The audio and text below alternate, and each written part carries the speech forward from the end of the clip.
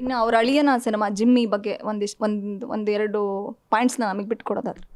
ಏನಿಲ್ಲ, ಅದು ಏನಂದರೆ ನಾವು ಬರೆದ್ವಿ, ಮೂಲ ಕಥೆ ಮಾಡ್ಕೊಂಡಿದ್ದು ಸಂಚಿತ್ ಅವರೇನೆ.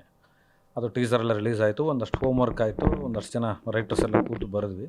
ಈಗ ಫೈನಲ್ ಟಚ್ಚು ಸುದೀಪ್ ದಾದಾನೆ ಕೂತಿದ್ದಾರೆ ಈಗ ಅದಕ್ಕೆ ಸ್ಕ್ರಿಪ್ಟಿಗೆ. ಅವ್ರು ಏನಂದರೆ ಎಲ್ಲದಕ್ಕೂ ಒಳಗೊಳ್ತಾರೆ. ಅವ್ರನ್ನವರು ಈಗ ಮ್ಯಾಕ್ಸೇ ತೊಗೊಂಡ್ರೆ ಎಡಿಟಿಂಗಿಂದ ಹಿಡಿದು ಎಲ್ಲದನ್ನು ಅವರು ನೋಡ್ತಾರೆ. ಅಂದರೆ ಅವ್ರ ಸ್ಟೈಲ್ ಬೇರೆ, ಅವರು ಒಂಥರ ವಿಶ್ವಮಾನವಾದು, ಎಲ್ಲ ಕೈ ಹಾಕಿ ಅದು ಯಾವ ಥರ ಇರಬೇಕು, ಅದು ಅವ್ರ ಥರನೇ ಅಡುಗೆ ಬರಬೇಕು ಅದು ಅಂತ. ಸೊ ಅವ್ರಿಗೆ ಒಂದು ಫೈನಲ್ ಟಚ್ ಸ್ಕ್ರಿಪ್ಟ್ ಕೂತಿದ್ದಾರೆ ಈಗ. ಅದು ಈಗ ಅದಕ್ಕೇನು ತೊಂದರೆ ಇಲ್ಲ, ಲಹರಿ ಇದೆ, ವೀನಸ್ ಇದೆ, ಅದನ್ನು ಎಕ್ಸಿಕ್ಯೂಟ್ ಮಾಡೋದಕ್ಕೆ ತುಂಬ ಅದು ದೊಡ್ಡ ಕ್ಯಾನ್ವಾಸ್ ಸಿನಿಮಾ ಜಿಮ್ಮಿ. ಬಜೆಟ್ಟು ನಾವು ಬರೆಯೋವಾಗ ಒಂದಿತ್ತು, ಈಗ ಮೇಕಿಂಗ್ ಬಜೆಟ್ಟು ಅಚೀವ್ಮೆಂಟ್ ಬಜೆಟ್ ಬೇರೆ ಆಗಿದೆ.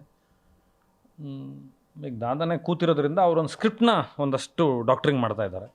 ಅದು ಮೋಸ್ಟ್ಲಿ ಇನ್ನೊಂದು ವಾರ 10 ದಿನದಲ್ಲಿ ಆ ಸ್ಕ್ರಿಪ್ಟ್ ಡಾಕ್ಟ್ರಿಂಗ್ ಮುಗಿದೋಗುತ್ತೆ ಅವ್ರದ್ದು. ಅದಾನಂತರ ಇಮಿಡಿಯೇಟ್ ಶೂಟು, ಆರ್ಟಿಸ್ಟು ಎಲ್ಲರೂ ರೆಡಿ ಇದ್ದಾರೆ ಅದಕ್ಕೆ. ಜಿಮ್ಮಿ ಸೂನ್, ವೆರಿ ಸೂನ್ ರೆಡಿ ಆಗುತ್ತೆ. ಅಂದರೆ ಅದು ಒಂದು ವಿಷಯ ಹೇಳಬೇಕು ಅಂದರೆ, ಒಬ್ಬ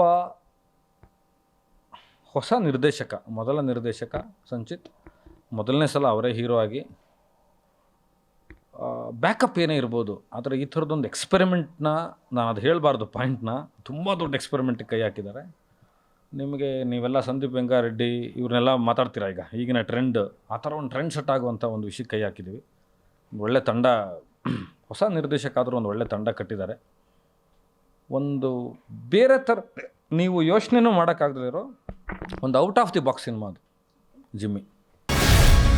ಗ್ಯಾರಂಟಿ ನ್ಯೂಸ್, ಸುದ್ದಿ ಖಚಿತ, ನ್ಯಾಯ ನಿಶ್ಚಿತ.